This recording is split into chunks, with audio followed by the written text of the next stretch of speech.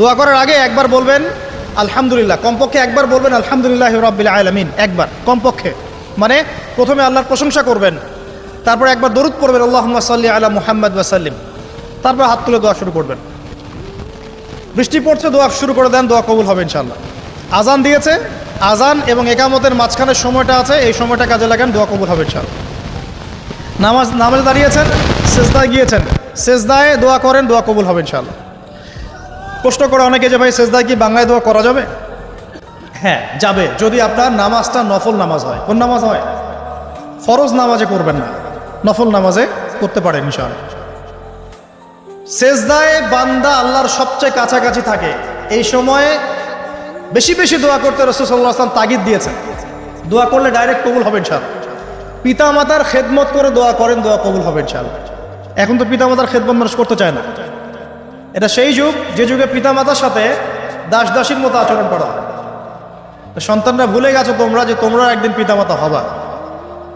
আমরাও কিন্তু একদিন পিতামাতা হব। যারা বিয়ে শাদী করেছে, সন্তান সন্ততি হয়েছে, তারা জানে এই যে প্রসব বেদনার একটা সেকেন্ড, 1 মিনিট প্রসব যে বেদনা মায়ের হয়, এর ঋণ আমরা সারা জীবনে শোধ করতে পারবো না। পারবেন? এই কারণেই মায়ের পায়ে নিজ জান্নাতের কথা বলা আছে।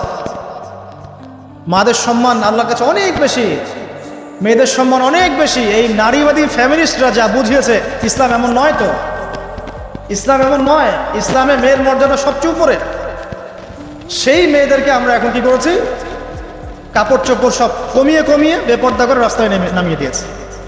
যদি একটা মানুষ নিজের সম্মান না বোঝে, তাকে সম্মান কেউ দিতে পারে? নিজেকে চিনতে শিখুন। আমাদের সম্মান আল্লাহর কাছে অনেক বেশি। এটা বলছিলাম প্রিয় ভাইরা, মায়ের পায়ের নিচে আল্লাহ পাক সন্তান বেহেশতের কথা বলেছে। মা বোনদেরকে 4টা কাজ করতে বলো, অনলি 4টা কাজ। 5 ওয়াক্ত নামাজ যদি ঠিক মতো পড়তে পারে, 1 নাম্বার। 2, রমজান মাসে রোজা রাখে। 3 নাম্বার, পর্দা ঠিকঠাক মতো করে। আর 4 নাম্বার, স্বামীর আনুগত্য করে। ইনশাআল্লাহ জান্নাতের যে কোনো দরজা দিয়ে ইচ্ছা প্রবেশ করতে পারবে ইনশাআল্লাহ। এখানে স্বামীর আনুগত্যের কথা বলেছি, স্বামীর দাসত্বের কথা বলি না। আনুগত্য দাসত্ব এক জিনিস না। আনুগত্য মানে কি? আনুগত্য মানে আপনি স্বামীর যে কোনো ভালো কাজে আপনি তাকে সায় দিবেন, আনুগত্য। নামাজ পড়তে বলেছে, নামাজ পড়তে হবে। পর্দা করতে বলেছে, আপনি পর্দা করবেন। বেপর্দায় যাবেন, আপনি যাবেন না। এটা আনুগত্য। দাসত্ব কি? দাসত্ব হচ্ছে যে সে ভালো মন্দ যাই বলুক আপনি শুনছেন, এটা দাসত্ব। এটা করবেন না। মা বোনরা 4টা কাজ বাসায় গিয়ে আবার শুনিয়ে দিবেন। নবীজি বলেছেন 4টা কাজ কোনো মেয়ে করলে জান্নাতের যে কোনো দরজা দিয়ে ইচ্ছা প্রবেশ করতে পারবে। 1 নাম্বার, 5 ওয়াক্ত সালাত। 2 নাম্বার, রমজান মাসের সওম রোজা। 3 নাম্বার, পর্দা ঠিকঠাক মতো করবে, লজ্জাস্থানের হেফাজত। এবং 4 নাম্বার, স্বামীর আনুগত্য করা। মায়ের খেদমত করে দোয়া করেন, দোয়া কবুল হবে ইনশাআল্লাহ। বাবার খেদমত করে দোয়া করেন, দোয়া কবুল হবে ইনশাআল্লাহ। কোরআন তেলাওয়াত করে দোয়া করেন, দোয়া কবুল হবে ইনশাআল্লাহ। মনে করেন শেষ রাতে উঠেছেন, মানে শেষ রাত বলতে বোঝাচ্ছি এই ধরেন যে 2টার পর থেকে, এখন 2টা 2:30টার পর থেকে নিয়ে ফজর পর্যন্ত শেষ রাতে উঠেছেন। এই সময় আপনি যা দোয়া করবেন ইনশাআল্লাহ কবুল হবে। হ্যাঁ, বলতে বাধ্য হচ্ছে, এখনকার তরুণ সমাজ ওই 2টা 2:30টার দিকে ওই যে কার কার খেলা থাকে, ওই খেলাগুলো দেখার জন্য ওঠে, তাহাজ্জুদ পড়ার জন্য উঠতে পারে না। অথচ আল্লাহ পাক বলছেন কি, যে শেষ রাতে আল্লাহ পাক প্রথম আসমানে নেমে আসেন এবং আহ্বান করেন, কে আছো আমার কাছে কিছু চাইবে আমি দিব, কে আছো আমার কাছে রিজিক চাইবে দিব, কে আছো আমাকে ডাকবে আমি তোমার ডাকে সাড়া দিব, কে আছো আমার কাছে ক্ষমা চাইবে আমি তোকে ক্ষমা করে দিব। প্রিয় যুবক ভাইরা, আল্লাহকে মূল্যায়ন করতে শেখো। এই সময়গুলোতে দোয়া করলে ইনশাআল্লাহ তাআলা আপনার দোয়া কবুল হবে ইনশাআল্লাহ। সবচেয়ে ইম্পর্টেন্ট হচ্ছে একটা, যেটা আমরা প্রত্যেক দিন পড়ি, প্রায় 17 রাকাত নামাজ পড়ি আমরা, ফরজ নামাজ। শুধু ফরজ নামাজের কথাই বলছি। এখানে আপনি 34টা সেজদা করেন। 17 রাকাত ফরজ, 34টা সেজদা করেন। প্রত্যেক সেজদায় যদি একটা করে দোয়া করতে পারেন ইনশাআল্লাহ আল্লাহ আপনার দোয়া কবুল। দোয়া কবুল করার কিছু জায়গা বলে দিলাম, বেশি বেশি দোয়া করতে হবে। আমরা উম্মার অবস্থাগুলোকে বুঝতে শিখব। এখানে এই 3 ব্যক্তি, এটা বলে আমি শেষের দিকে যাচ্ছি, একটু ধৈর্য ধরেন। এই 3 ব্যক্তি পড়ে গেছে গুহার মধ্যে। আমি বলছিলাম জেনা ছেড়ে দিলে তোমার দোয়া আল্লাহ পাক ডাইরেক্ট কবুল করবে ইনশাআল্লাহ। কিভাবে? এই দলিল দিচ্ছিলাম যে তারা বলছে আমাদের তো কোনো আমাদের নেক আমল যা আছে এটা দিয়ে দোয়া করতে হবে, কোনো অপশন তো নাই বের হওয়ার। একজন বলছে যে আল্লাহ আমি আমার পিতা মাতার খেদমত করতাম, মাকে দুধ পান না করিয়ে কখনো দুধ পান করি নাই, আল্লাহ এই কাজটা যদি তোমার কাছে ভালো লেগে থাকে আজকে আমাকে এই বিপদ থেকে উদ্ধার করো। এই দোয়া করার সাথে সাথেই এই গুহা থেকে পাথরটা একটু সরে গেল এবার। আর জড়বস্তু আল্লাহ পাকের হুকুম মানে, আল্লাহ পাকের হুকুম মানে না খালি দুইটা শ্রেণীর মানুষ, এক হচ্ছে মানুষ আর একটা জিনজার। এ পুরো প্রকৃতি আল্লাহ পাকের হুকুম মেনে চলে। আর জড় বলতে আসলে কিছু নাই, যদি আমি বোঝানোর জন্য জড় বলেছি, আল্লাহ পাকের হুকুমে সবকিছু জীবন্ত। এই যে মাটিতে আমরা বসে আছি না এখন, এই মাটি কিয়ামতের মাঠে সাক্ষী দিবে যে এখানে মাহফিল হয়েছিল। হ্যাঁ, ওইখানে বসে তুমি টিকটক করেছ, লেকচার শুনো নাই ভালো করে। একটা মাহফিলে যাচ্ছিলাম, দেখলাম যে এখন স্টেজে উঠি নাই, ওই সুযোগে দেখলাম যুব সমাজ রাস্তার পাশে দাঁড়িয়ে সিগারেট খাচ্ছে, ব্রেক নিচ্ছে আগে, চা সিগারেটের ব্রেক। হুজুর আসলে আলোচনা শুনবো। এখানে এসে যদি আমরা মানে কোরআন সুন্নাহর বাইরে কোনো কাজ করি, এই মাটি আবার সাক্ষী দিবে।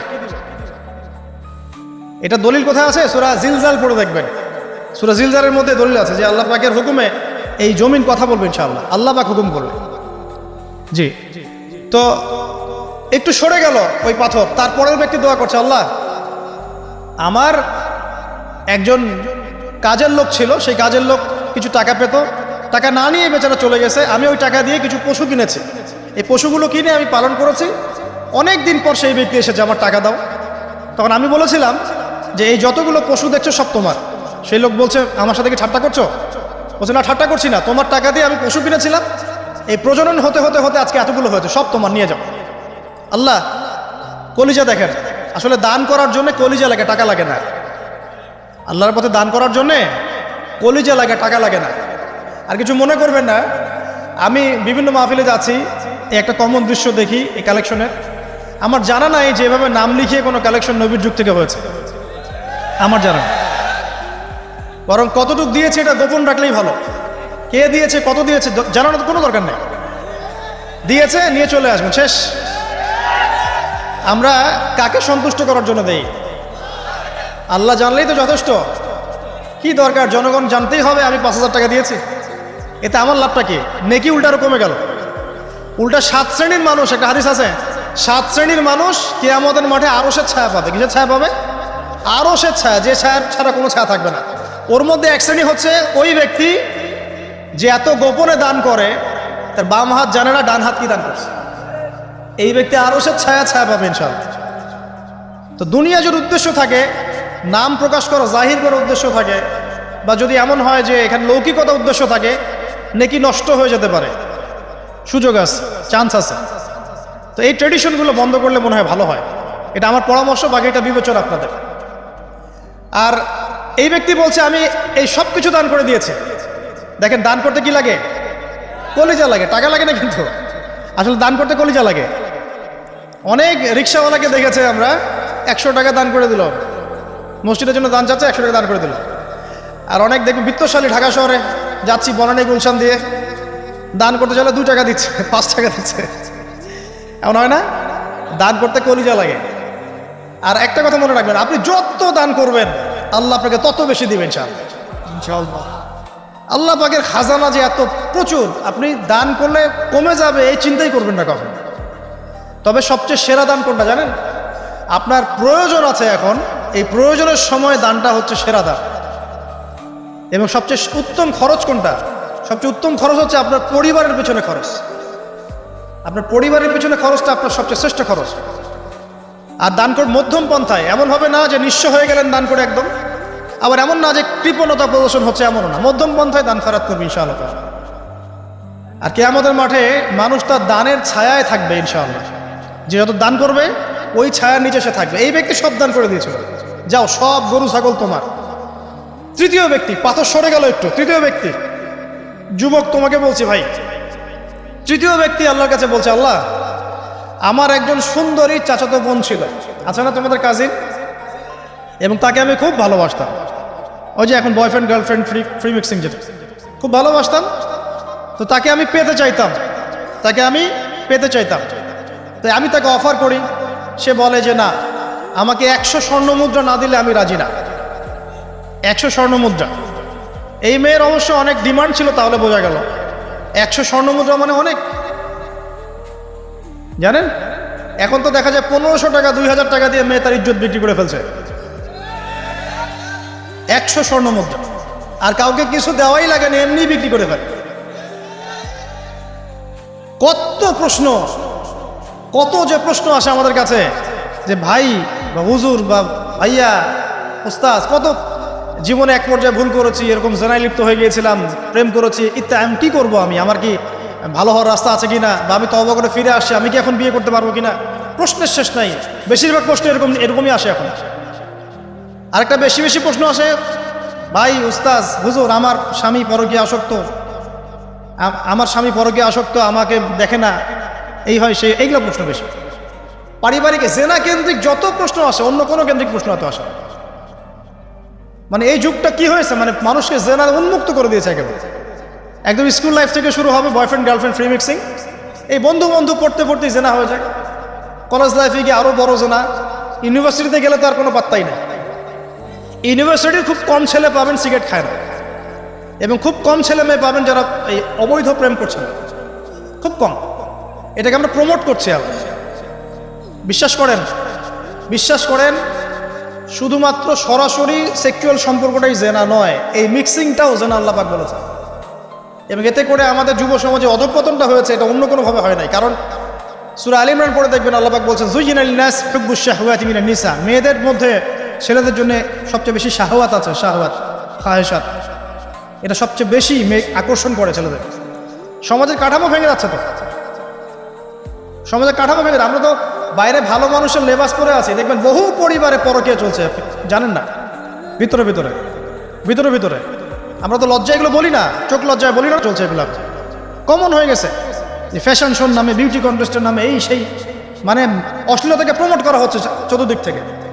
রেপ ধর্ষণ দিন দিন বাড়ছে আর বাড়ছে, বাচ্চা কাচ্চা ছোট ছোট বাচ্চা মেয়ে পর্যন্ত রেহাই পাচ্ছে না।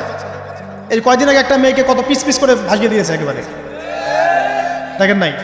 কোথায় আছেন, সমাজটা কোথায় গেছে? আমরা ভালো মানুষের মুখোশ পরে বসে আছি, একটা মাহফিল করে কি সব হবে? কনস্ট্রাকটিভ কাজ করতে হবে। তারুণ্যের এই শক্তিটাকে আল্লাহর জমিনে দিনের প্রচার প্রসার প্রতিষ্ঠার কাজে ব্যয় করতে হবে। যতক্ষণ পর্যন্ত আমরা এরকম ভালো মানুষের লেবাস সেজে বসে থাকবো না, আমার ঘরেও ফেতনা ঢুকে আসবে, টের পাবেন না। যখন ফেতনা ছড়িয়ে পড়ে ওটাকে দমন করতে হয়। দমন না করলে ওইটা আমার ঘরেও ঢুকবে তো একসময়, আমি একা ভালো থাকতে পারবো না তো। আরে দমন করার ক্ষমতা আল্লাহ পাক যাদেরকে দিয়েছেন তাদের উপর অবশ্য ওয়াজিব হয়ে গেছে এগুলো দমন করা। এখন তাদের উপর একটা ফরজ ওয়াজিব হয়ে গেছে দমন করা এগুলো, নাহলে আল্লাহ পাক কঠিন শাস্তির সম্মুখীন করবেন। একটা হাদিস বলে সামনে যাই, শেষ করে গুটিয়ে নিচ্ছি। নবীজি বলছেন একদিন ঘুম থেকে উঠে চোখ ঘোষণা করছে লা ইলাহা ইল্লাল্লাহ, আল্লাহ লা ইলাহা ইল্লাল্লাহ। তার স্ত্রী সামনে যায়নাব বিনতে জাহাশ রাদিয়াল্লাহু আনহা, তিনি বলছেন ইয়া রাসূলুল্লাহ, কি হয়েছে, সমস্যা কি? নবীজি বলছেন ওয়াইলুল লিল আরব, আরবদের জন্য ধ্বংস, আরবদের জন্য ধ্বংস। মিন শাররি কাদ ইখতারাব, কি ভয়ঙ্কর ফিতনা ধেয়ে আসছে। তখন তার স্ত্রী বলছেন ইয়া রাসূলুল্লাহ আনুহলিকু ওয়া ফিনা সালিহুন, আমাদের মধ্যে সৎ মানুষ ভালো মানুষ থাকা অবস্থাতেও কি আমরা ধ্বংস হয়ে যাব? নবীজি বলছেন বালা, অবশ্যই, নাম, হ্যাঁ অবশ্যই ধ্বংস হবে। ইযা কাসরাতুল খাবাস, যখন সমাজের মধ্যে অশ্লীলতাকে ছড়িয়ে পড়া হবে, যখন সমাজের মধ্যে অশ্লীলতা বেহায়াপনা ছড়িয়ে পড়বে, আলেম জালেম সব ধ্বংস হয়ে যাবে। এই সময় এখন আসে নাই? আসে নাই? হারাম, একটা সামান্য একটা হারাম ঠুনকো একটা খেলাকে নিয়ে সারা বিশ্ব কি করতেছে দেখেন নাই? কি পাগল হয়ে গেছে একেবারে, কি অবস্থা মানুষের মধ্যে। কে খেলে তারও ঠিক নাই, ওই দেশের লোক আমাকে চিনে কিনা তারও ঠিক নাই, নিজের কোনো ব্যক্তিত্ব গায়রত কিছুই নাই। আশ্চর্য একটা জাতি আমরা। কে খেলছে? ভাবখানা এমন যে আমরা মনে হয় যুদ্ধ করে কাফেরদের সাথে দ্বীন ইসলাম কায়েম করে ফেলছে একদম, ভাবখানা। অথচ এগুলো তৈরি করা হয় কি জন্য? যাতে মুসলিম জাতি একদিকে ফোকাস করে থাকে, অন্যদিকে ওরা তাদের উদ্দেশ্য সাধন করবে। সারা ওয়ার্ল্ডের চেহারা একদিকে ফিরাইছে, এদিকে দেখো, এই যে খেলা দেখো, আর বাকি পিছনে যে কাজগুলা ঠিকই করছে ওরা। দেখো কি কাজ করছে, কয়দিন করে দেখতে পারবে। পাবলিকলি আমি বললাম না, কারণ বললে সব বুঝবেন না আপনারা, আর সব জায়গায় সবকিছু বলতে নাই। ওদের উদ্দেশ্য ওরা কখনো ভুলে যায় নাই, ওরা চাচ্ছে সারা বিশ্বটাকে শাসন করতে এবং মুসলিমদেরকে দমন করতে, এবং আপনাকে খেলতামাশায় ব্যস্ত রেখেছে। লাচো এখন যুবকদের কোনো হিতাহিত জ্ঞান পর্যন্ত চলে গেছে। এখন হিতাহিত জ্ঞান। তোমাকে এইভাবে চুল কাটতে কে বলছে? তোমাকে এইভাবে চুল কাটতে কে বলছে? এদিকে একদম ছিলে রেখে দিছো, এখানে মাঝখানে উঁচু একটা ময়ূরের মতো রেখে দিছো, মানে এভাবে চুল কাটতে তোমাকে কে বলছে? কে তোমাকে মেসির ফলো করতে বলছে? তোমার জন্য রাসূল সাল্লাল্লাহু আলাইহি ওয়াসাল্লামের বাবরি চুলের সুন্নত নাই? আজীব একটা ব্যাপার। দাড়ি রাখছো, বিরাট কোহলির মতো দাড়ি রাখছো, কেন? রাসূল সাল্লাল্লাহু আলাইহি ওয়াসাল্লামের মতো ছাড়া দাড়ি রাখতে পারো না? আশ্চর্য। আমাদের আদর্শ চিন্তা হবে না? নবী সাল্লাল্লাহু আলাইহি ওয়াসাল্লামের মতো এত সুদর্শন হ্যান্ডসাম মানুষ থাকতে আমি কাকে ফলো করব? যুবকদের পুরো মাথাটাকে ব্রেইন ওয়াশ করে ফেলা হয়েছে। কারণ ওরা জানে খুব ভালো করে যুবকরা যদি আল্লাহর পথে ফিরে আসে ওদের সমস্যা আছে, সমস্যা। এই কারণে তোমাদেরকে ভুলিয়ে রাখা হচ্ছে নিজের জীবনের মূল্য দিতে শিখো। আল্লাহ রাব্বুল আলামিন তোমাকে আমাকে সৃষ্টি করেছেন, আল্লাহ পাক আমাদের হাতে এই দিনের বিজয় দেখতে চান। আল্লাহ পাক চান যেন আমরা আল্লাহর দিনটাকে পালন করি, প্রচার করি, প্রসার ঘটাই। ইনশাআল্লাহ এক সময় দিন প্রতিষ্ঠা হবে ইনশাআল্লাহ। আমরা যদি খেলতামশায় মত্ত থাকি তাহলে দিনের প্রচার কে করবে, প্রসার কে করবে? আর সব কি ওলামায়ে কেরামের দায়িত্ব? সাধারণ মানুষের কোনো দায়িত্ব নাই? সবাই এখন এই যে ডক্টর হতে চান, ইঞ্জিনিয়ার হতে চান, ভালো কথা, হন। এবং সবসময় দেখা যায় আলেম ওলামাদের সবার ভুল ধরার চেষ্টা করতে থাকেন। আপনি নিজে আলেম হচ্ছেন না কেন তাহলে? আপনি নিজে আলেম হন না কেন? নিজে একজন মুফতি হচ্ছেন না কেন? নিজে একজন মুহাদ্দিস হচ্ছেন না কেন? এতই যদি ভুল ধরতে পারেন অনলাইনে, আপনি নিজে একজন আলেম হয়ে দেখান না কেন? তারপর দুটো কথা বলেন যাদের সামনে, দেখেন মানুষ কীভাবে রিসিভ করে। কত সহজ এই কাজটা। নিজে কিছু করছেন না, সারাদিন মানুষের পিছনে লেগে আছে। দেখবেন কিছু মানুষ আছে এই মুসলিম সমাজের মধ্যেই, আমি তো লম্বা করে ফেলছি হয়তো বা, মুসলিম সমাজের মধ্যেই কিছু মানুষ ইসলামের লেবাস পোশাক পরেই আছে, কিন্তু এরা মুসলিমদেরকে ছোটোখাটো বিষয়ে ব্যস্ত রেখেছে। হাত বাঁধা, রফুলিয়া দেন, জোরে আমিন, পায়ে পায়ে, কিছু কিছু সিলি বিষয়ের জন্য বলছি যে বড় বড় বিষয়গুলো বাদ দিয়ে ছোটোখাটো বিষয়গুলো কিনে উম্মাকে ইখতিলাফে ব্যস্ত রেখে দিয়েছে। ভাবখানে এমন যেন ইসলামের সব বিষয় প্রতিষ্ঠা হয়ে গেছে, এখন এই 4টা বিষয় বাকি আছে ভাবখানে এমন। অথচ সারা ওয়ার্ল্ডের মধ্যে ইসলাম আস্তে আস্তে সংকুচিত হয়ে গেছে। আমরা কবে স্মার্ট হব? প্রিয় ভাইরা, মনে রাখবেন আমরা সবাই মিলেই মুসলিম জাতি। পলিটিক্যাল লিডার্স আছেন, প্রশাসনের লোক আছেন, আমাদের যুবক যুবতী, তরুণ তরুণী, সবাই মিলেই আমরা এই উম্মা জাতি। আমরা কেউ কারো শত্রু নই, কেউ কারো দুশ্মন নই। সবার মধ্যে ভালো কিছু পাবেন, ভালো নিয়ে নেন, খারাপটা ছেড়ে দেন। উম্মাকে ঐক্যবদ্ধ করার চেষ্টা করেন। এই ছোটোখাটো বিষয়গুলোকে ইখতিলাফ বন্ধ করেন, আল্লাহর ওয়াস্তে বন্ধ করেন। বড় বড় বিষয়গুলো দিকে ফোকাস করেন। তরুণদেরকে শিক্ষিত করেন, আদর্শ পরিবার করেন, শিক্ষা অর্জন করেন, জ্ঞান অর্জন করেন, বড় আলেম স্কলার হন, বিশ্বকে নেতৃত্ব দেন। পলিটিক্স করলে ভালো করে করেন, যাতে করে আপনার দ্বারা দুনিয়ার দিনের খেদমত হয়। আলহামদুলিল্লাহ। ইকোনমিক্স হলে ভালো করে হন, বিজ্ঞানী হলে বড় বিজ্ঞানী হন, মানে আপনি বড় স্বপ্ন দেখেন। ইয়াং জেনারেশনকে নিয়ে আসেন ইসলামের দিকে, তাদের দ্বারা ইনশাআল্লাহ ইসলামের বিজয় হবে। ওই যুবক বলছে, আল্লাহ আমার এই চাচাতো বোনকে পেতে চাইতাম, সে 100 স্বর্ণমুদ্রা চেয়েছে। 100 স্বর্ণমুদ্রা সে বহুত কষ্ট করে অর্জন করে শেষমেশ ওকে দিল। দেওয়ার পর বলছে এখন আমাকে দাও। এখন সে প্রস্তুত, শুরু করবে, মানে দুজন কাছাকাছি এসে গেছে, এবার সেক্সুয়াল সম্পর্ক শুরু হবে কেবল। এই হওয়ার সময় এই মেয়ে বলে বসছে যে হে আল্লাহর বান্দা, আমি আমার সতীত্ব এতদিন পর্যন্ত হেফাজত করেছি, আল্লাহর দোহাই লাগে আমার সতীত্বটা নষ্ট করুন। কে বলছে? এই মেয়েটা বলছে। এবার এই ছেলে তাৎক্ষণিক সেখান থেকে উঠে গেল। হাদিসে এমন শব্দ এসেছে যে সেই ছেলে ওই মেয়ের মানে মাঝখানে বসে পড়েছে, আর ওখান থেকে সে উঠে গেল। উঠে স্বর্ণমুদ্রাও নিল না, স্বর্ণমুদ্রা রেখে দিয়ে সে আল্লাহর ভয় সেখান থেকে উঠে চলে আসলো, জেনা করলো না। সে বলছে, আল্লাহ ওই কাজটা যদি আমি তোমার ভয়ে করে থাকি, তুমি যদি জানো, আজকে এই পাথরটা এখান থেকে সরিয়ে দাও। আল্লাহ পাক সেই পাথরটা পুরো সরিয়ে দিলেন এখান থেকে। চাক্ষুষ মৃত্যুর হাত থেকে আল্লাহ পাক বাঁচালেন কোন ওসিলায়? জেনা থেকে দূরে থাকার ওসিলায়। প্রিয় যুবক ভাই এবং যুবতীদেরকে বলবো, চারিত্রিক পবিত্রতা হেফাজত করেন, আল্লাহর ওয়াস্তে নিজের জীবনটাকে পবিত্র করেন, দিনের ইলম অর্জন করেন, বেশি বেশি আমল করেন, ভালো কাজে ব্যস্ত থাকেন, সমাজ কল্যাণমূলক কাজ করেন, বেশি ভালো কাজে ব্যস্ত থাকেন। খারাপ সার্কেলের সাথে মিশিয়েন না, ভালো সার্কেলে মিশেন। আলেম ওলামার সাথে সম্পর্ক রাখেন, মাদ্রাসার সাথে একটু যোগাযোগ রাখেন, দিনী হালাকাগুলোয় বসেন। এই অহেতুক ফাহেসা কাজগুলোতে সময় নষ্ট করেন না। কোরআন তেলাওয়াত করেন, বেশি বেশি করেন, দিনী বইপত্র পড়েন। এই যে ভ্রাম্যমাণ লাইব্রেরিগুলো আছে না, বই পড়েন।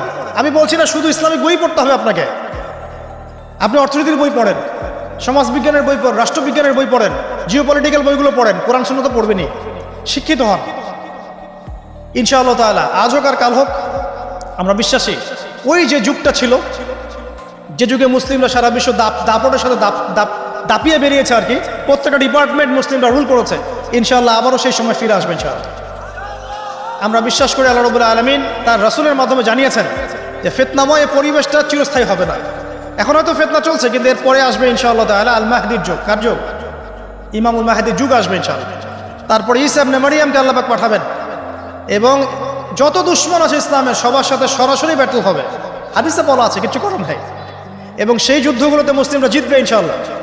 তারপরে সারা বিশ্বে ইসলামী খেলাফা কায়েম হবে ওই জেরুজালেম থেকে ইনশাআল্লাহ আযজা ওয়া জাল্লা। আমরা দোয়া করি আল্লাহ রাব্বুল আলামিন আমাদের যুব সমাজকে যেন কবুল করে নেন, আমিন, এবং তাদেরকে এই জাগতিক ফিতনাগুলো থেকে আল্লাহ পাক হেফাজত করুন। আমাদের সতীত্ব, পবিত্রতা, চরিত্রের সৌন্দর্য আল্লাহ পাক যেন অটুট রাখে, জেনা থেকে আল্লাহ পাক যেন বাঁচিয়ে রাখে। হ্যাঁ, যাবে যদি আপনার নামাজটা নফল নামাজ হয়। কোন নামাজ হয়?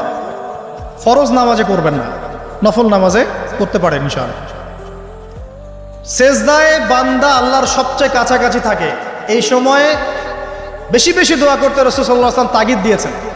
দোয়া করলে ডাইরেক্ট কবুল হবে ইনশাআল্লাহ। পিতা মাতার খেদমত করে দোয়া করেন, দোয়া কবুল হবে ইনশাআল্লাহ। এখন তো পিতা মাতার খেদমত মানুষ করতে চায় না। এটা সেই যুগ যে যুগে পিতা মাতার সাথে দাস দাসীর মতো আচরণ করা হয়। সন্তানরা ভুলে গেছো তোমরা যে তোমরা একদিন পিতামাতা হবা। আমরাও কিন্তু একদিন পিতামাতা হব। যারা বিয়ে শাদী করেছে, সন্তান সন্ততি হয়েছে, তারা জানে এই যে প্রসব বেদনার একটা সেকেন্ড, এক মিনিট প্রসব যে বেদনা মায়ের হয়, এর ঋণ আমরা সারা জীবনে শোধ করতে পারবো না। পারবেন? এই কারণেই মায়ের পায়ে নিজ জান্নাতের কথা বলা আছে। মাদের সম্মান আল্লাহর কাছে অনেক বেশি, মেয়েদের সম্মান অনেক বেশি। এই নারীবাদী ফ্যামিলিস্টরা যা বুঝিয়েছে, ইসলাম এমন নয় তো, ইসলাম এমন নয়। ইসলামে মেয়ের মর্যাদা সবচেয়ে উপরে। সেই মেয়েদেরকে আমরা এখন কি করেছি? কাপড় চোপড় সব কমিয়ে কমিয়ে বেপর্দা করে রাস্তায় নামিয়ে দিয়েছে। যদি একটা মানুষ নিজের সম্মান না বোঝে, তাকে সম্মান কেউ দিতে পারে? নিজেকে চিনতে শিখুন। আমাদের সম্মান আল্লাহর কাছে অনেক বেশি। এটা বলছিলাম প্রিয় ভাইয়েরা, মায়ের পায়ের নিচে আল্লাহ পাক সন্তান বেহেশতের কথা বলেছে। মা বোনদেরকে 4টা কাজ করতে বলো, অনলি 4টা কাজ। 5 ওয়াক্ত নামাজ যদি ঠিকমতো পড়তে পারে, 1 নাম্বার। 2, রমজান মাসে রোজা রাখে। 3 নাম্বার, পর্দা ঠিকঠাক মতো করে। আর 4 নাম্বার, স্বামীর আনুগত্য করে। ইনশাআল্লাহ জান্নাতের যে কোনো দরজা দিয়ে ইচ্ছা প্রবেশ করতে পারবে ইনশাআল্লাহ। এখানে স্বামীর আনুগত্যের কথা বলেছি, স্বামীর দাসত্বের কথা বলি না। আনুগত্য দাসত্ব এক জিনিস না। আনুগত্য মানে কি? আনুগত্য মানে আপনি স্বামীর যে কোনো ভালো কাজে আপনি তাকে সায় দিবেন, আনুগত্য। নামাজ পড়তে বলেছে, নামাজ পড়তে হবে। পর্দা করতে বলেছে, আপনি পর্দা করবেন। বেপর্দায় যাবেন, আপনি যাবেন না। এটা আনুগত্য। দাসত্ব কি? দাসত্ব হচ্ছে যে সে ভালো মন্দ যাই বলুক আপনি শুনছেন, এটা দাসত্ব। এটা করবেন না। মা বোনরা 4টা কাজ বাসায় গিয়ে আবার শুনিয়ে দিবেন। নবীজি বলেছেন 4টা কাজ কোনো মেয়ে করলে জান্নাতের যে কোনো দরজা দিয়ে ইচ্ছা প্রবেশ করতে পারবে। 1 নাম্বার, 5 ওয়াক্ত সালাত। 2 নাম্বার, রমজান মাসের সওম রোজা। 3 নাম্বার, পর্দা ঠিকঠাক মতো করবে, লজ্জাস্থানের হেফাজত। এবং 4 নাম্বার, স্বামীর আনুগত্য করা। মায়ের খেদমত করে দোয়া করেন, দোয়া কবুল হবে ইনশাআল্লাহ। বাবার খেদমত করে দোয়া করেন, দোয়া কবুল হবে ইনশাআল্লাহ। কোরআন তেলাওয়াত করে দোয়া করেন, দোয়া কবুল হবে ইনশাআল্লাহ। মনে করেন শেষ রাতে উঠেছেন, মানে শেষ রাত বলতে বোঝাচ্ছি এই ধরেন যে 2টার পর থেকে, এখন 2টা 2:30টার পর থেকে নিয়ে ফজর পর্যন্ত শেষ রাতে উঠেছেন। এই সময় আপনি যা দোয়া করবেন ইনশাআল্লাহ কবুল হবে।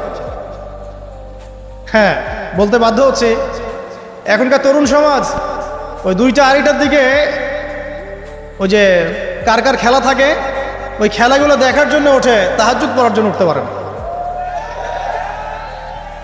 অথচ আল্লাহ পাক বলছেন কি, যে শেষ রাতে আল্লাহ পাক প্রথম আসমানে নেমে আসেন এবং আহ্বান করেন, কে আছো আমার কাছে কিছু চাইবে আমি দিব, কে আছো আমার কাছে রিজিক চাইবে দিব, কে আছো আমাকে ডাকবে আমি তোমার ডাকে সাড়া দিব, কে আছো আমার কাছে ক্ষমা চাইবে আমি তোকে ক্ষমা করে দিব। প্রিয় যুবক ভাইরা, আল্লাহকে মূল্যায়ন করতে শেখো। এই সময়গুলোতে দোয়া করলে ইনশাআল্লাহ তাআলা আপনার দোয়া কবুল হবে ইনশাআল্লাহ। সবচেয়ে ইম্পর্টেন্ট হচ্ছে একটা, যেটা আমরা প্রত্যেক দিন পড়ি, প্রায় 17 রাকাত নামাজ পড়ি আমরা, ফরজ নামাজ।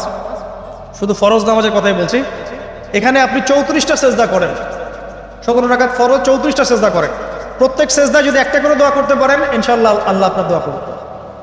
দোয়া কবুল করার কিছু জায়গা বলে দিলাম, বেশি বেশি দোয়া করতে হবে। আমরা উম্মার অবস্থাগুলোকে বুঝতে শিখব। এখানে এই 3 ব্যক্তি, এটা বলে আমি শেষের দিকে যাচ্ছি, একটু ধৈর্য ধরেন। এই 3 ব্যক্তি পড়ে গেছে গুহার মধ্যে। আমি বলছিলাম জেনা ছেড়ে দিলে তোমার দোয়া আল্লাহ পাক ডাইরেক্ট কবুল করবে ইনশাআল্লাহ। কিভাবে? এই দলিল দিচ্ছিলাম যে তারা বলছে আমাদের তো কোনো, আমাদের নেক আমল যা আছে এটা দিয়ে দোয়া করতে হবে, কোনো অপশন তো নাই বের হওয়ার। একজন বলছে যে আল্লাহ আমি আমার পিতা মাতার খেদমত করতাম, মাকে দুধ পান না করিয়ে কখনো দুধ পান করি নাই, আল্লাহ এই কাজটা যদি তোমার কাছে ভালো লেগে থাকে আজকে আমাকে এই বিপদ থেকে উদ্ধার করো। এই দোয়া করার সাথে সাথেই এই গুহা থেকে পাথরটা একটু সরে গেল। এবার আর জড়বস্তু আল্লাহ পাকের হুকুম মানে, আল্লাহ পাকের হুকুম মানে না খালি 2টা শ্রেণীর মানুষ, এক হচ্ছে মানুষ আর একটা জিনজাত। এই পুরো প্রকৃতি আল্লাহ পাকের হুকুম মেনে চলে। আর জড় বলতে আসলে কিছু নাই, যদি আমি বোঝানোর জন্য জড় বলেছি, আল্লাহ পাকের হুকুমে সবকিছু জীবন্ত। এই যে মাটিতে আমরা বসে আছি না এখন, এই মাটি কিয়ামতের মাঠে সাক্ষী দিবে যে এখানে মাহফিল হয়েছিল। হ্যাঁ, ওইখানে বসে তুমি টিকটক করেছো, লেকচার শুনো নাই ভালো করে। একটা মাহফিলে যাচ্ছিলাম, দেখলাম যে এখন স্টেজে উঠি নাই, ওই সুযোগে দেখলাম যুব সমাজ রাস্তার পাশে দাঁড়িয়ে সিগারেট খাচ্ছে, ব্রেক নিচ্ছে আর কি, চা সিগারেটের ব্রেক। হুজুর আসলে আলোচনা শুনবো। এখানে এসে যদি আমরা মানে কোরআন সুন্নাহর বাইরে কোনো কাজ করি, এই মাটি আবার সাক্ষী দিবে। এটা দলিল কোথায় আছে? সূরা জিলজাল পড়ে দেখবেন। সূরা জিলজালের মধ্যে দলিল আছে যে আল্লাহ পাকের হুকুমে এই জমিন কথা বলবে ইনশাআল্লাহ, আল্লাহ পাক হুকুম করবে। জি, তো একটু সরে গেল ওই পাথর, তারপরের ব্যক্তি দোয়া করছে, আল্লাহ আমার একজন কাজের লোক ছিল, সেই কাজের লোক কিছু টাকা পেত, টাকা না নিয়ে বেচারা চলে গেছে, আমি ওই টাকা দিয়ে কিছু পশু কিনেছি, এই পশুগুলো কিনে আমি পালন করেছি, অনেক দিন পর সেই ব্যক্তি এসেছে আমার টাকা দাও। তখন আমি বলেছিলাম যে এই যতগুলো পশু দেখছো সব তোমার। সেই লোক বলছে আমার সাথে কি ঠাট্টা করছো? বলছে না, ঠাট্টা করছি না, তোমার টাকা দিয়ে আমি পশু কিনেছিলাম, এই প্রজনন হতে হতে হতে আজকে এতগুলো হয়েছে, সব তোমার, নিয়ে যাও। আল্লাহ কলিজা দেখেন, আসলে দান করার জন্য কলিজা লাগে, টাকা লাগে না। আল্লাহর পথে দান করার জন্যে কলিজা লাগে, টাকা লাগে না। আর কিছু মনে করবেন না, আমি বিভিন্ন মাহফিলে যাচ্ছি, একটা কমন দৃশ্য দেখি এই কালেকশনের। আমার জানা নাই যে এভাবে নাম লিখিয়ে কোনো কালেকশন নবীর যুগ থেকে হয়েছে, আমার জানা। বরং কতটুকু দিয়েছে এটা গোপন রাখলেই ভালো। কে দিয়েছে, কত দিয়েছে জানানোর কোনো দরকার নেই, দিয়েছে নিয়ে চলে আসবেন, শেষ। আমরা কাকে সন্তুষ্ট করার জন্য দেই? আল্লাহ জানলেই তো যথেষ্ট। কি দরকার জনগণ জানতেই হবে আমি 5,000 টাকা দিয়েছি? এতে আমার লাভটা কি? নেকি উল্টারও কমে গেল। উল্টা 7 শ্রেণীর মানুষ, একটা হাদিস আছে, 7 শ্রেণীর মানুষ কিয়ামতের মাঠে আরশের ছায়া পাবে। কিসের ছায়া পাবে? আরশের ছায়া, যে ছায়া ছাড়া কোনো ছায়া থাকবে না। ওর মধ্যে এক শ্রেণী হচ্ছে ওই ব্যক্তি যে এত গোপনে দান করে, তার বাম হাত জানে না ডান হাত কি দান করছে। এই ব্যক্তি আরশের ছায়া পাবে ইনশাআল্লাহ। তো দুনিয়া যদি উদ্দেশ্য থাকে, নাম প্রকাশ করা, জাহির করার উদ্দেশ্য থাকে, বা যদি এমন হয় যে এখানে লৌকিকতা উদ্দেশ্য থাকে, নেকি নষ্ট হয়ে যেতে পারে, সুযোগ আছে, চান্স আছে। তো এই ট্রেডিশনগুলো বন্ধ করলে মনে হয় ভালো হয়। এটা আমার পরামর্শ, বাকি এটা বিবেচনা আপনাদের। আর এই ব্যক্তি বলছে আমি এই সব কিছু দান করে দিয়েছি। দেখেন, দান করতে কি লাগে? কলিজা লাগে, টাকা লাগে না কিন্তু। আসলে দান করতে কলিজা লাগে। অনেক রিক্সাওয়ালাকে দেখেছে আমরা, 100 টাকা দান করে দিল, মসজিদের জন্য দান চাচ্ছে, 100 টাকা দান করে দিল।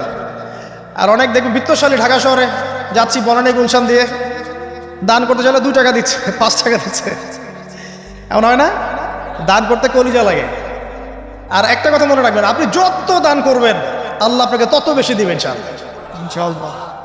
আল্লাহ পাকের খাজানা যে এত প্রচুর, আপনি দান করলে কমে যাবে এই চিন্তাই করবেন না কখন। তবে সবচেয়ে সেরা দান কোনটা জানেন? আপনার প্রয়োজন আছে এখন, এই প্রয়োজনের সময় দানটা হচ্ছে সেরা দান। এবং সবচেয়ে উত্তম খরচ কোনটা? সবচেয়ে উত্তম খরচ হচ্ছে আপনার পরিবারের পেছনে খরচ। আপনার পরিবারের পেছনে খরচটা আপনার সবচেয়ে শ্রেষ্ঠ খরচ।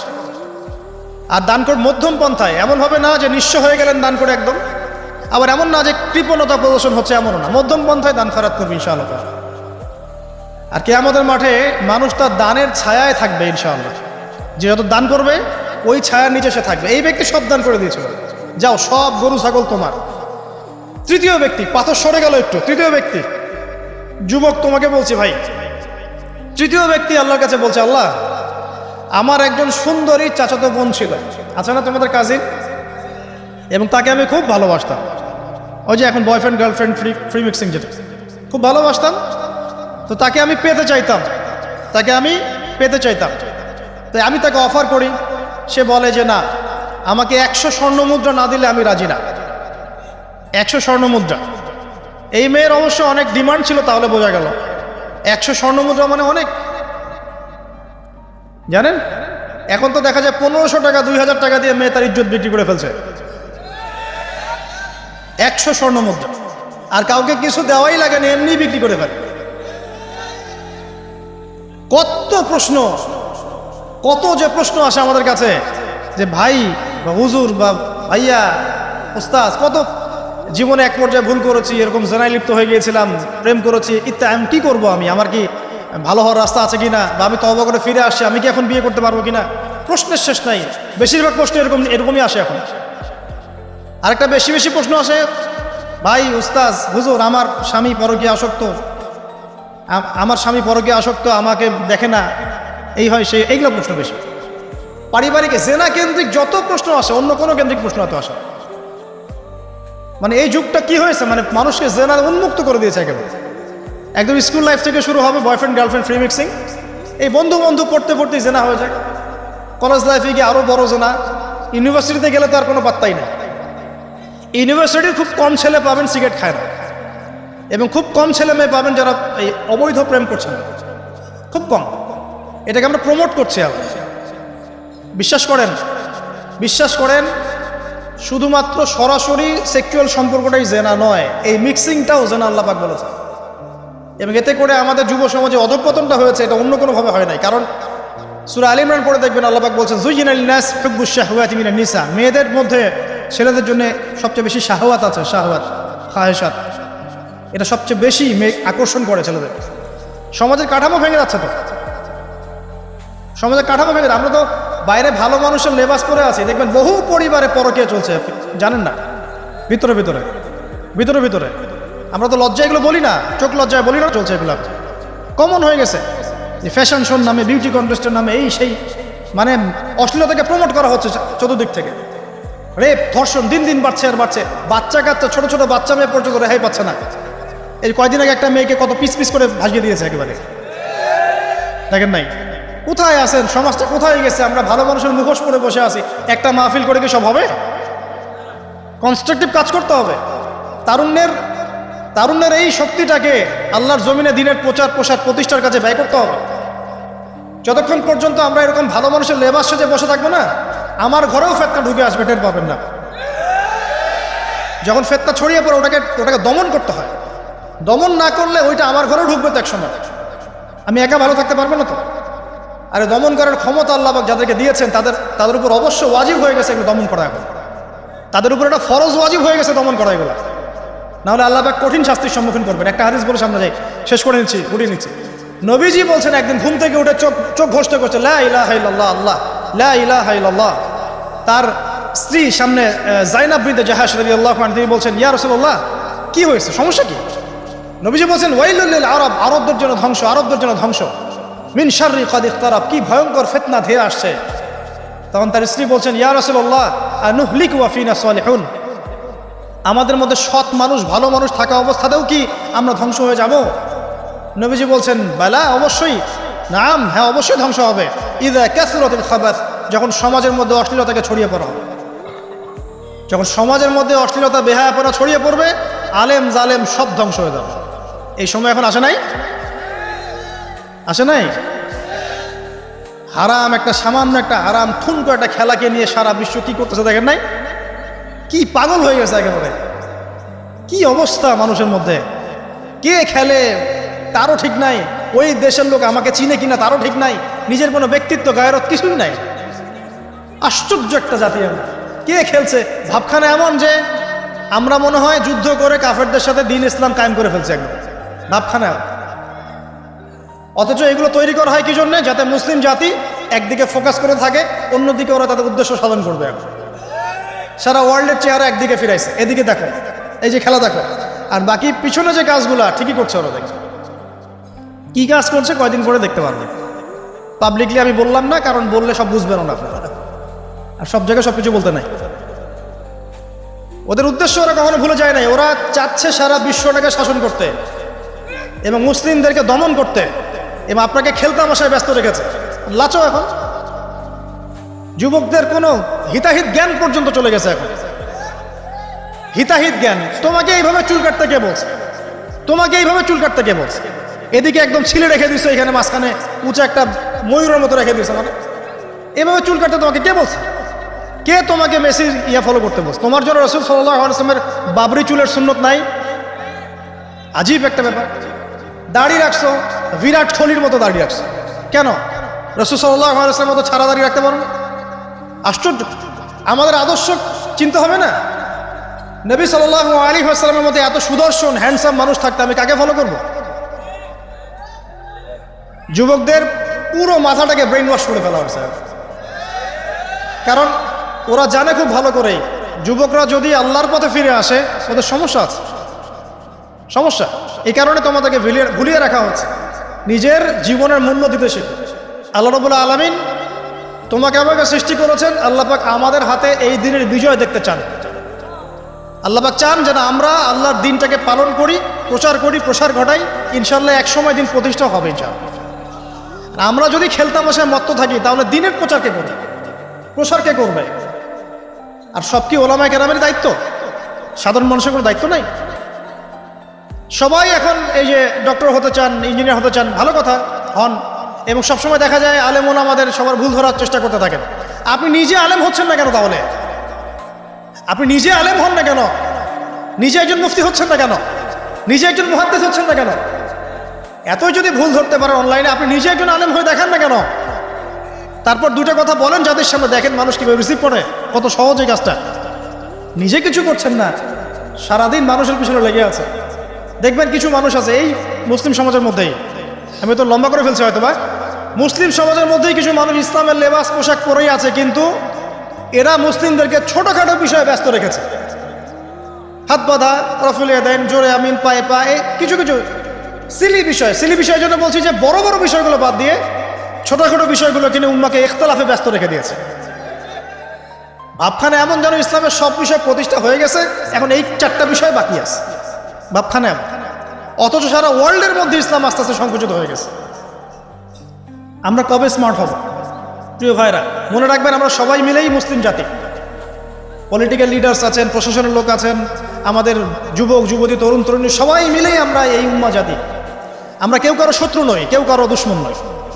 সবার মধ্যে ভালো কিছু পাবেন, ভালো নিয়ে নেন, খারাপটা ছেড়ে দেন।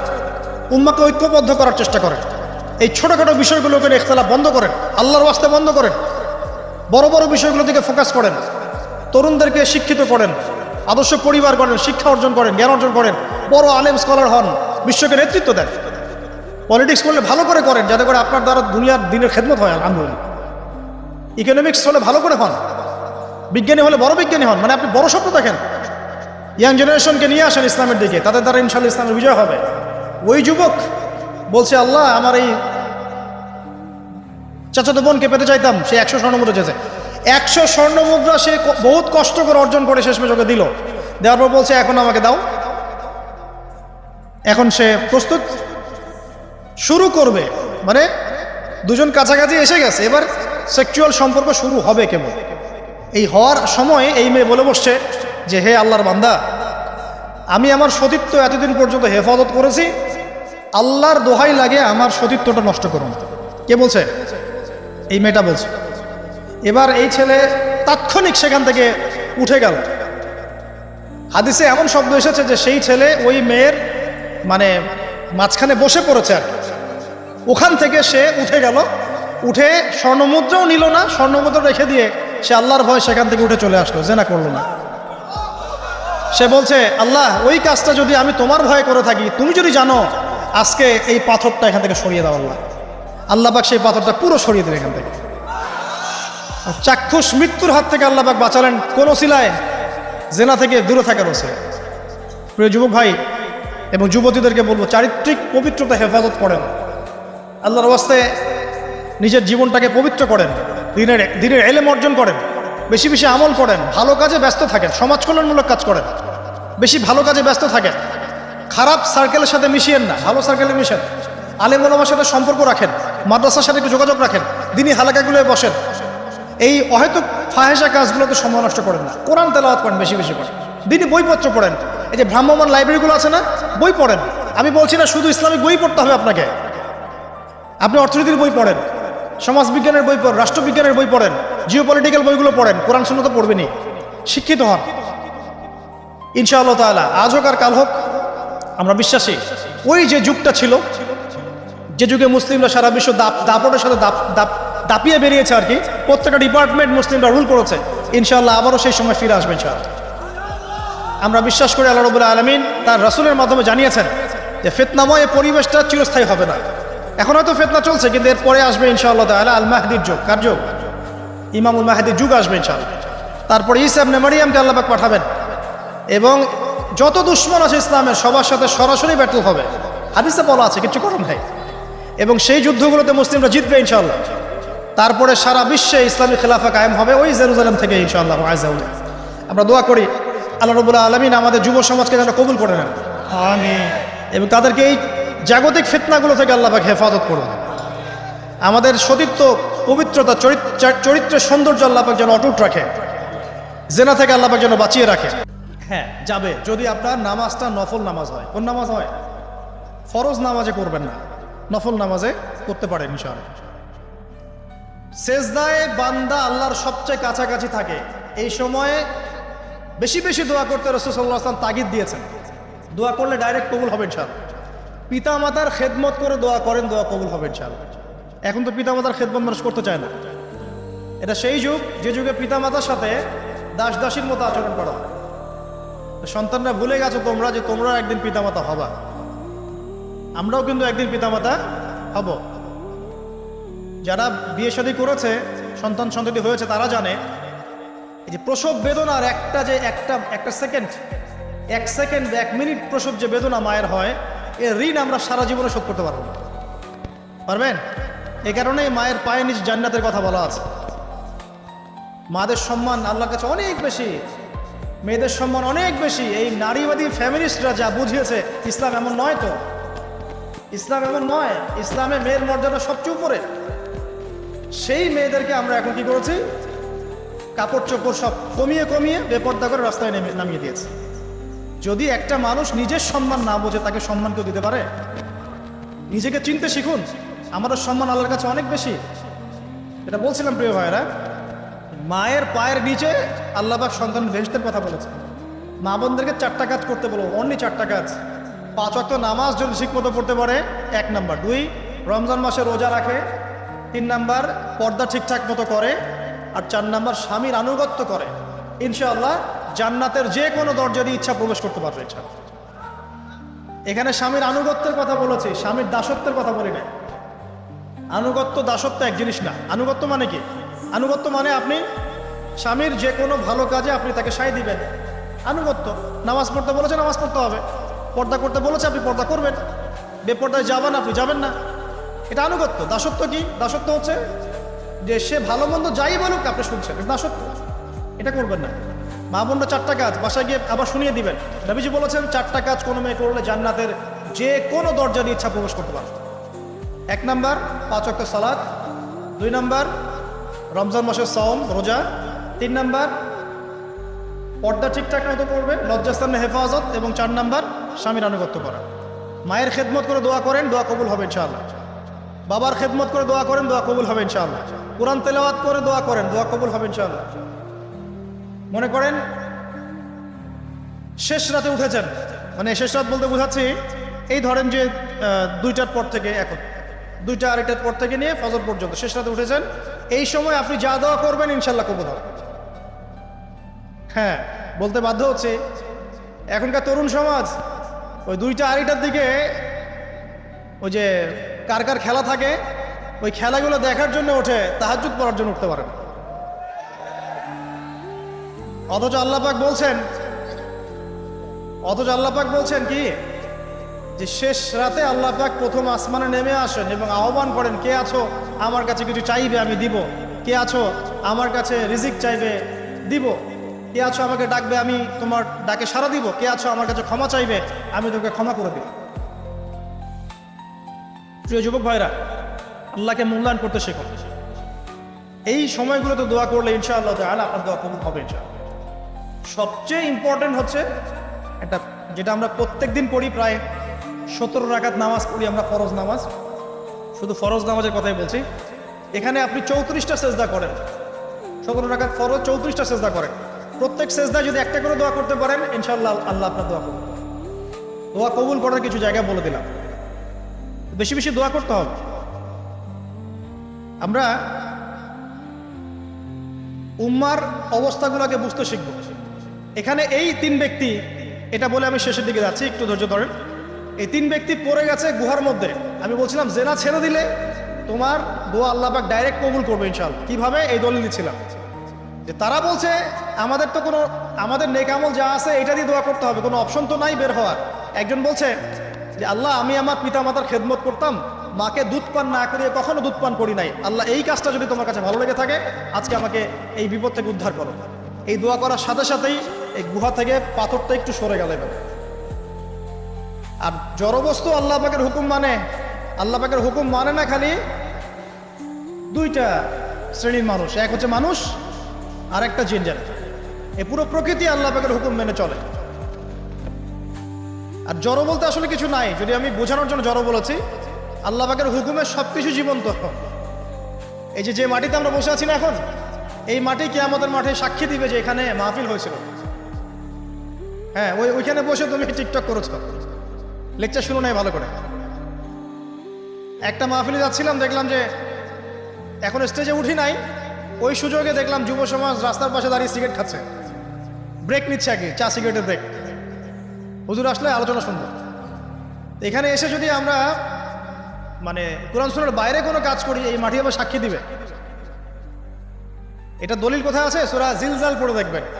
সূরা জিলজালের মধ্যে দলিল আছে যে আল্লাহ পাকের হুকুমে এই জমিন কথা বলবে ইনশাআল্লাহ, আল্লাহ পাক হুকুম করবে। জি, তো একটু সরে গেল ওই পাথর। তারপরের ব্যক্তি দোয়া করছে, আল্লাহ আমার একজন কাজের লোক ছিল, সেই কাজের লোক কিছু টাকা পেত, টাকা না নিয়ে বেচারা চলে গেছে, আমি ওই টাকা দিয়ে কিছু পশু কিনেছি, এই পশুগুলো কিনে আমি পালন করেছি। অনেক দিন পর সেই ব্যক্তি এসেছে, আমার টাকা দাও। তখন আমি বলেছিলাম যে এই যতগুলো পশু দেখছো সব তোমার। সেই লোক বলছে আমার সাথে কি ঠাট্টা করছো? বলছে না, ঠাট্টা করছি না, তোমার টাকা দিয়ে আমি পশু কিনেছিলাম, এই প্রজনন হতে হতে হতে আজকে এতগুলো হয়েছে, সব তোমার, নিয়ে যাও।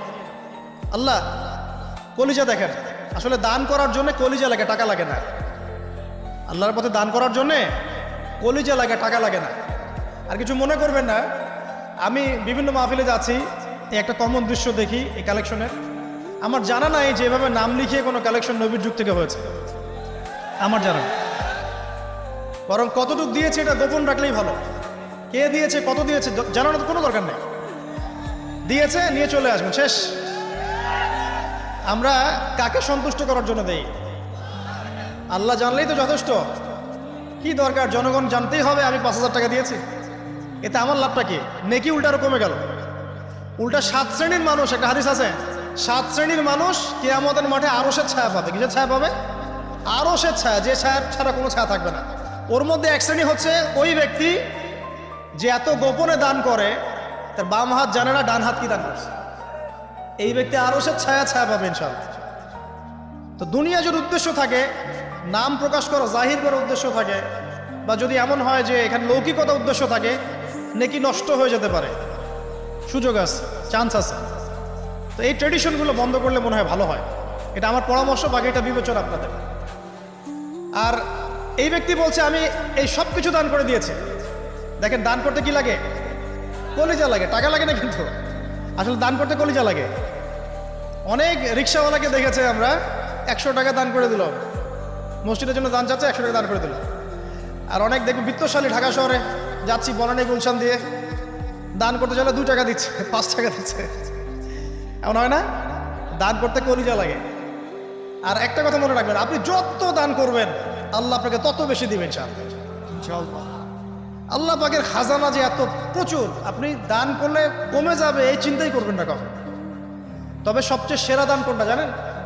আপনার প্রয়োজন আছে এখন, এই প্রয়োজনের সময় দানটা হচ্ছে সেরা দান। এবং সবচেয়ে উত্তম খরচ কোনটা? সবচেয়ে উত্তম খরচ হচ্ছে আপনার পরিবারের পিছনে খরচ। আপনার পরিবারের পিছনে খরচটা আপনার সবচেয়ে শ্রেষ্ঠ খরচ।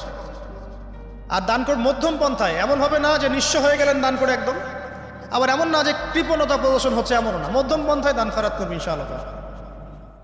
আর কিয়ামতের মাঠে মানুষ তার দানের ছায়ায় থাকবে ইনশাআল্লাহ। যে যত দান করবে ওই ছায়ার নিচে সে থাকবে। এই ব্যক্তি সব দান করে দিয়েছিল, যাও সব গরু ছাগল তোমার। তৃতীয় ব্যক্তি, পাথর সরে গেল একটু, তৃতীয় ব্যক্তি, যুবক তোমাকে বলছি ভাই, তৃতীয় ব্যক্তি আল্লাহর কাছে বলছে, আল্লাহ আমার একজন সুন্দরী চাচাতো বোন ছিল, আছে না তোমাদের কাজিন, এবং তাকে আমি খুব ভালোবাসতাম। ওই যে এখন বয়ফ্রেন্ড গার্লফ্রেন্ড ফ্রি মিক্সিং, যেটা খুব ভালোবাসতাম, তো তাকে আমি পেতে চাইতাম,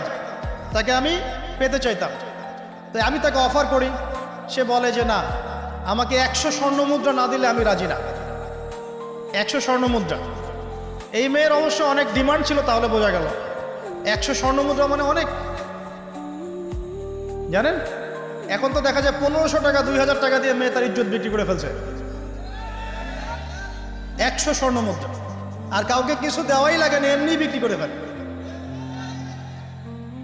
কত প্রশ্ন, কত যে প্রশ্ন আসে আমাদের কাছে, যে ভাই বা হুজুর বা ভাইয়া উস্তাদ, কত জীবনে এক পর্যায়ে ভুল করেছি, এরকম জেনায় লিপ্ত হয়ে গিয়েছিলাম, প্রেম করেছি ইত্যাদি, আমি কি করবো, আমার কি ভালো হওয়ার রাস্তা আছে কিনা, বা আমি তওবা করে ফিরে আসছি, আমি কি এখন বিয়ে করতে পারবো কিনা। প্রশ্নের শেষ নাই। বেশিরভাগ প্রশ্ন এরকমই আসে এখন। আরেকটা বেশি প্রশ্ন আসে, ভাই উস্তাদ হুজুর আমার স্বামী পরকীয়া আসক্ত, আমাকে দেখে না, এই হয় সে, এইগুলো প্রশ্ন বেশি। পারিবারিক জেনা কেন্দ্রিক যত প্রশ্ন আসে, অন্য কোনো কেন্দ্রিক প্রশ্ন এত আসে। মানে এই যুগটা কি হয়েছে, মানে মানুষকে জেনা উন্মুক্ত করে দিয়েছে একেবারে। একদম স্কুল লাইফ থেকে শুরু হবে বয়ফ্রেন্ড গার্লফ্রেন্ড ফ্রি মিক্সিং, এই বন্ধু পড়তেই জেনা হয়ে যায়। কলেজ লাইফে গিয়ে আরো বড় জেনা, ইউনিভার্সিটিতে গেলে তো আর কোনো পাত্তাই নেই। ইউনিভার্সিটির খুব কম ছেলে পাবেন সিগারেট খায় না, এবং খুব কম ছেলে মেয়ে পাবেন যারা এই অবৈধ প্রেম করছে না, খুব কম। এটাকে আমরা প্রমোট করছি। আবার বিশ্বাস করেন শুধুমাত্র সরাসরি সেক্সুয়াল সম্পর্কটাই জেনা নয়, এই মিক্সিংটাও জেনা আল্লাহ পাক বলেছে। এবং এতে করে আমাদের যুব সমাজে অধঃপতনটা হয়েছে, এটা অন্য কোনোভাবে হয় নাই। কারণ সূরা আলে ইমরান পড়ে দেখবেন আল্লাহ পাক বলছেন, যুয়িনা লিন-নাস হুব্বুশ শাহওয়াতি মিনান নিসা, মেয়েদের মধ্যে ছেলেদের জন্য সবচেয়ে বেশি শাহওয়াত আছে, শাহওয়াত খাহেশাত, এটা সবচেয়ে বেশি আকর্ষণ করে ছেলেদের। সমাজের কাঠামো ভেঙে যাচ্ছে তো, সমাজের কাঠামো ভেঙে। আমরা তো বাইরে ভালো মানুষের লেবাস পরে আছি, দেখবেন বহু পরিবারে পরকীয়া চলছে, জানেন না, ভিতরে ভিতরে। আমরা তো লজ্জা এগুলো বলি না, চোখ লজ্জায় বলি না, চলছে এগুলো কমন হয়ে গেছে। যে ফ্যাশন শোর নামে, বিউটি কন্টেস্টের নামে, এই সেই, মানে অশ্লীলতাকে প্রমোট করা হচ্ছে চতুর্দিক থেকে। রেপ ধর্ষণ দিন বাড়ছে আর বাড়ছে। বাচ্চা কাচ্চা, ছোট বাচ্চা মেয়ে পর্যন্ত রেহাই পাচ্ছে না। এই কয়দিন আগে একটা মেয়েকে কত পিস করে ভাসিয়ে দিয়েছে একেবারে, দেখেন নাই? কোথায় আছেন? সমাজটা কোথায় গেছে? আমরা ভালো মানুষের মুখোশ পরে বসে আছি। একটা মাহফিল করে কি সব হবে? কনস্ট্রাকটিভ কাজ করতে হবে। তারুণ্যের এই শক্তিটাকে আল্লাহর জমিনে দিনের প্রচার প্রসার প্রতিষ্ঠার কাছে ব্যয় করতে হবে। যতক্ষণ পর্যন্ত আমরা এরকম ভালো মানুষের লেবাস সেজে বসে থাকবো না, আমার ঘরেও ফেতনা ঢুকে আসবে, টের পাবেন না। যখন ফেতনা ছড়িয়ে পড়ে ওটাকে দমন করতে হয়। দমন না করলে ওইটা আমার ঘরেও ঢুকবে তো একসময়। আমি একা ভালো থাকতে পারবো না তো। আরে দমন করার ক্ষমতা আল্লাহ পাক যাদেরকে দিয়েছেন তাদের উপর অবশ্য ওয়াজিব হয়ে গেছে এগুলো দমন করা। এখন তাদের উপর একটা ফরজ ওয়াজিব হয়ে গেছে দমন করা এগুলো, নাহলে আল্লাহ পাক কঠিন শাস্তির সম্মুখীন করবেন। একটা হাদিস বলে সামনে যাই, শেষ করে নিচ্ছি। নবীজি বলছেন একদিন ঘুম থেকে উঠে চোখ ঘষতে করছে, লা ইলাহা ইল্লাল্লাহ, আল্লাহ লা ইলাহা ইল্লাল্লাহ। তার স্ত্রী সামনে জাইনাব বিনতে জাহাশ রাদিয়াল্লাহু আনহা, তিনি বলছেন, ইয়া রাসূলুল্লাহ কি হয়েছে, সমস্যা কি? নবীজি বলছেন, ওয়াইলুল লিল আরব, আরবদের জন্য ধ্বংস, মিন শাররি কাদ ইখতারাব, কি ভয়ঙ্কর ফিতনা ধেয়ে আসছে। তখন তার স্ত্রী বলছেন, ইয়া রাসূলুল্লাহ আনুহলিকু ওয়া ফিনা সালিহুন, আমাদের মধ্যে সৎ মানুষ ভালো মানুষ থাকা অবস্থাতেও কি আমরা ধ্বংস হয়ে যাব? নবীজি বলছেন, বালা, অবশ্যই, নাম, হ্যাঁ অবশ্যই ধ্বংস হবে। ইযা কাসরাতুল খাবাস, যখন সমাজের মধ্যে অশ্লীলতাকে ছড়িয়ে পড়ে, যখন সমাজের মধ্যে অশ্লীলতা বেহায়াপনা ছড়িয়ে পড়বে, আলেম জালেম সব ধ্বংস হয়ে যাবে। এই সময় এখন আসে নাই? আসে নাই? হারাম একটা, সামান্য একটা হারাম ঠুনকো একটা খেলাকে নিয়ে সারা বিশ্ব কি করতেছে দেখেন নাই? কি পাগল হয়ে গেছে একেবারে। কি অবস্থা মানুষের মধ্যে, কে খেলে তারও ঠিক নাই, ওই দেশের লোক আমাকে চিনে কিনা তারও ঠিক নাই, নিজের কোনো ব্যক্তিত্ব গায়রত কিছুই নাই। আশ্চর্য একটা জাতি আমরা। কে খেলছে ভাবখানা এমন যে আমরা মনে হয় যুদ্ধ করে কাফেরদের সাথে দ্বীন ইসলাম কায়েম করে ফেলছে একদম, ভাবখানা। অথচ এগুলো তৈরি করা হয় কি জন্য? যাতে মুসলিম জাতি একদিকে ফোকাস করে থাকে, অন্যদিকে ওরা তাদের উদ্দেশ্য সাধন করবে। সারা ওয়ার্ল্ডের চেহারা একদিকে ফিরাইছে, এদিকে দেখো, এই যে খেলা দেখো, আর বাকি পিছনে যে কাজগুলা ঠিকই করছে ওরা। দেখছে কি কাজ করছে কয়দিন পরে দেখতে পারবে।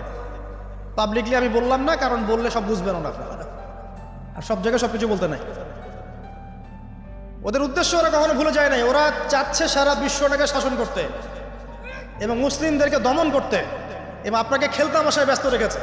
লাচো এখন যুবকদের কোনো হিতাহিত জ্ঞান পর্যন্ত চলে গেছে। এখন হিতাহিত জ্ঞান, তোমাকে এইভাবে চুল কাটতে কে বলছে?